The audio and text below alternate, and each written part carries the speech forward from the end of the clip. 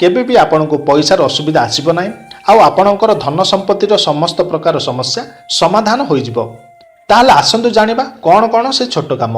Friends ए channel रे आमे भलो भलो वीडियो आपनक पय अपलोड करिथाउ जहां आपनको डायरेक्ट और इनडायरेक्टली बहुत साहाय्य करिथाय। जदि आपण भी आम चैनल सहित जोड़िबा को चाहुचंदी ताहले वीडियो रो तळे थिबा रेड कलर सब्सक्राइब बटन आ ता साइड रे थिबा बेल रो आइकन को क्लिक करी आम चैनल को सब्सक्राइब करि नियंतु जहां फल आम चैनल रो नुआ नुआ वीडियो रो नोटिफिकेशन सर्वप्रथमे पाई परिबे।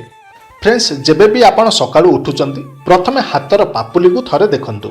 एमिति कुआ जाए एई कामरे माँ लक्ष्मी माँ सरस्वती भगवान विष्णु कृपा आमको मिलता है। ता सहित आपण निज पापुली को देखी गोटे सहज मंत्रर उच्चारण भी करें जहाँ आपणक बहुत शुभ हो पार। से मंत्रटी है कराग्रे बसते माँ लक्ष्मी करे मध्य सरस्वती करमूले तु गोविंद प्रभाते कर दर्शनम। ए मंत्र को 3 थर उच्चारण करी हाथर पापुली को निज मुहरे लगेबे। एमिति करिबा द्वारा धन संपत्ति व्यवसाय आउ चाकरी रे शुभ फल मिलता है।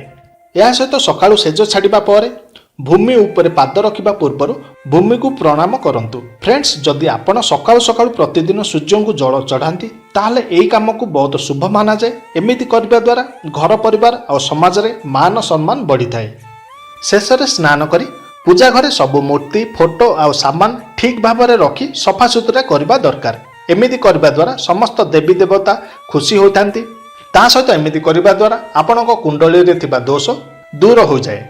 तो फ्रेंड्स यह थिला किछि छोट छोट उपाय जहाँ को आपण प्रतिदिन सकाळु करिले घरे थिबा धन संपत्तिर समस्त प्रकार समस्या समाधान हो जिवो।